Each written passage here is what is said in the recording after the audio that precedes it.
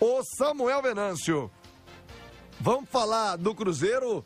Você tem também, o Samuel quer dar um palpite sobre o Sobis. Eu vou trazer o Rafael Sobis primeiro, que tá dando uma polêmica. Pera aí, Samuel, segura um minutinho. Eu vou trazer o Rafael Sobis, porque essa fala dele hoje rendeu, deu um bafafá na rede social. Escuta o que disse o Sobis. Você vai me dizer, tem nada a ver, Thiago, isso acontece mesmo, o jogador gosta de um time, acaba ali fazendo o corpo mole ou não. Presta atenção no que disse o Rafael Sobis.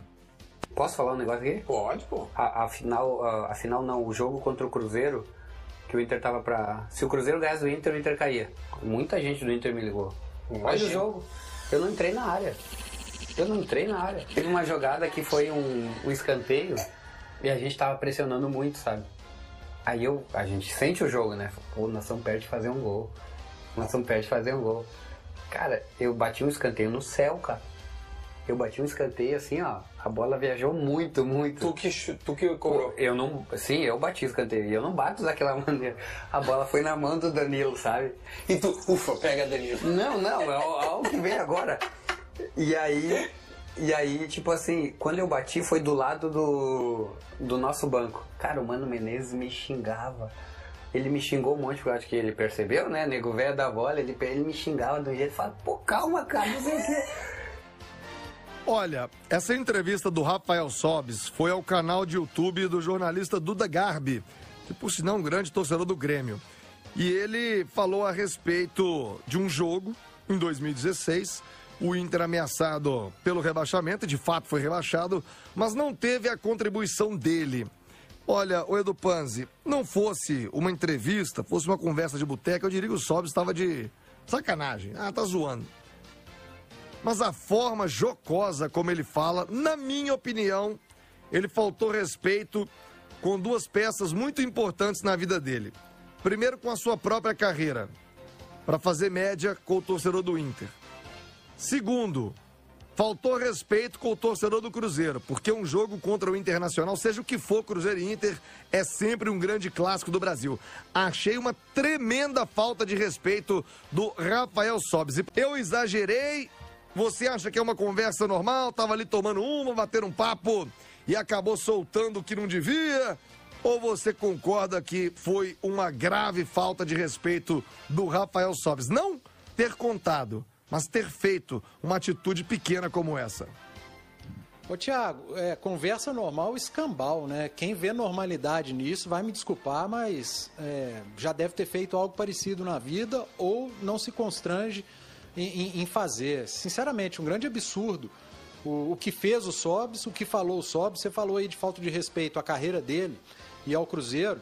Eu acrescento falta de respeito ao campeonato e falta de respeito a outros clubes que estavam interessados ao resultado, tá? Eu não lembro quais outros clubes estavam brigando contra o rebaixamento, mas certamente se o Cruzeiro talvez fizesse um gol ali, poderia beneficiar um clube que estivesse torcendo por uma derrota do Internacional.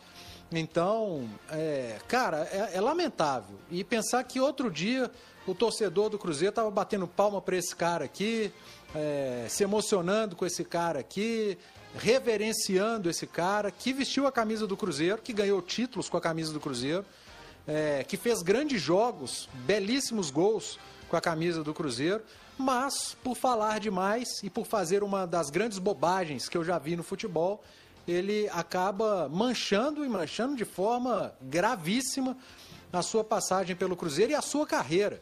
Ele contou um episódio dele, né? Quem faz um, faz dois, faz três, faz quatro. Sabe-se lá o que o Rafael Sobis já não fez na sua carreira, né? E quando ele deu aquela entrevista, você lembra, Thiago? Lembro. Vocês não sabem 10% do que acontece no futebol. Pois é, Sobis. Agora a gente tá sabendo 11%. Lamentável a postura do Rafael Sobis, e eu acompanhei ao longo do dia a repercussão junto ao torcedor do Cruzeiro, mas o Samuel Venâncio está muito mais próximo da torcida, nas redes sociais, nesse contato. E eu quero saber de você, Samuel, como essa entrevista do Sobis caiu junto à torcida? Com normalidade, achando numa boa, entendendo, fazendo graça ou não? O torcedor ficou chateado. Boa noite, Samuel. Boa noite, Thiago. Boa noite, Panzi. Eu vi mais gente lamentando essa postura. O Panzi foi perfeito aqui agora. Alguns de certa forma, minimizando o que aconteceu. Agora, até acrescentando, Thiago, Panzi e amigos do Bastidores, você contar isso com uma naturalidade, normalizar um negócio desse é assim, uma postura muito lamentável. E a gente que conviveu com o Rafael Sobis nesse tempo, e eu fui até, de forma de curiosidade, eu fui assistir os melhores momentos desse jogo. O Sobis deu 3 finalizações e quase fez gol. Sabe aquele caso que, não estou dizendo que é, mas que parece que, vou fazer aqui uma graça para o torcedor do Inter nessa entrevista aqui, porque as finalizações dele foram todas com perigo. Ele citou esse episódio aí de escanteio, confesso que não me lembro na época. O Cruzeiro perdeu esse jogo e depois não adiantou nada também.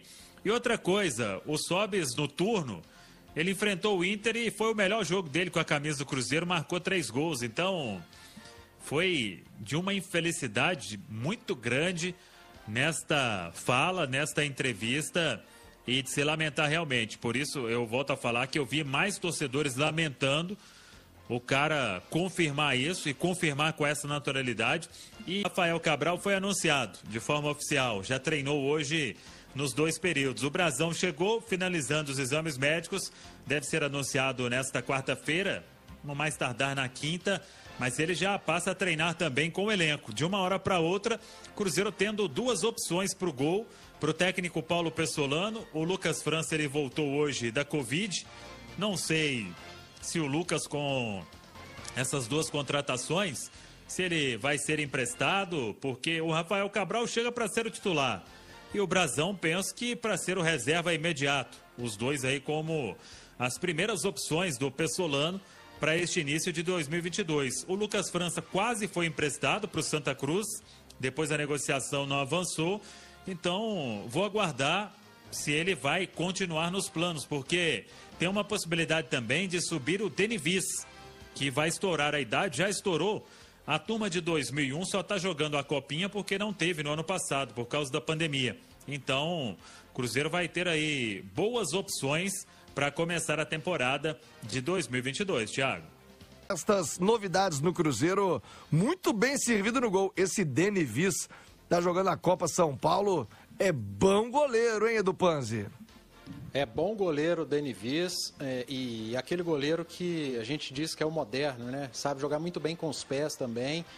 O Pessolano, técnico do time principal do Cruzeiro, gosta desse tipo de jogo, então acaba ganhando mais uma opção, né? Tem o Rafael que está chegando, o Brazão que está retornando e o Denivis, quem sabe, por que não ser aproveitado, ou se o Cruzeiro achar que não deva aproveitá-lo nesse momento, talvez tentar um empréstimo para uma equipe que dispute uma Série B ainda, ou uma Série C, para o Denivis jogar, né? Para que daqui a pouco o Cruzeiro consiga utilizá-lo mais. Tem o Ageu, jogador de meio de campo, muito bom jogador também. Daniel, um cara que promete, um articulador. Tá difícil achar esse jogador hoje no futebol brasileiro, no mercado. Então são alguns jogadores que têm chamado a atenção nesse Cruzeiro da Copinha, mas sempre lembrando, né, Thiago, Samuel, tem que ter paciência, tem que ir devagar. O torcedor se empolga e não adianta querer que esses caras saiam da Copa São Paulo, já cheguem jogando, né? E virem solução, não tem nada disso. Vão chegar e tem que tomar muito cuidado. E serão muito importantes para o Cruzeiro, principalmente na hora de fazer dinheiro, né? Tá precisando fazer dinheiro. E aí... Ataque, Samuel. Hoje eu vi uma entrevista legal, que figura o Vagninho, hein, Samuel? Mas o Cruzeiro busca ainda mais atacantes. Você vinha falando da necessidade de jogadores de beirada. O que você me diz desses reforços do Cruzeiro? Tá avançando, não tá? Como é que fica, Samuel? Pois é, o Cruzeiro vai buscar sim. Eu não sei o que aconteceu aí com a imagem não, Thiago. Aqui tá dando que eu tô. E aí não tá. Então, a xicrinha vai ficar para depois aí. É boicote. Pois é. Mas então, o Cruzeiro quer sim mais um jogador de beirada. Mais cedo dentro da turma do bate-bola, até trouxemos uma informação, porque pintou um nome aí de um gringo, o Carlos Zalski, 30 anos. Ele pertence ao River Plate. Na última temporada atuou no Talleres de Córdoba, foi muito bem até.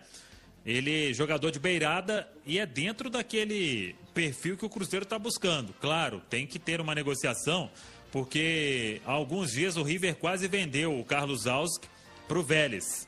Ele, na última temporada, fez 42 jogos, marcou 10 gols e deu 5 assistências. O empresário dele, em contato comigo e com o Guilherme Pio, confirmou que tem uma procura do Cruzeiro.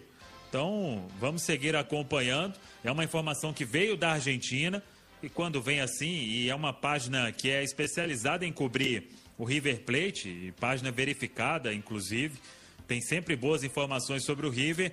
Então vamos acompanhar. 30 anos, está dentro daquele perfil que eu citei de ser um jogador com mais bagagem, com mais rodagem, pelo menos na última temporada, bons números. O certo é que o Cruzeiro vai buscar um sim, pelo menos mais um.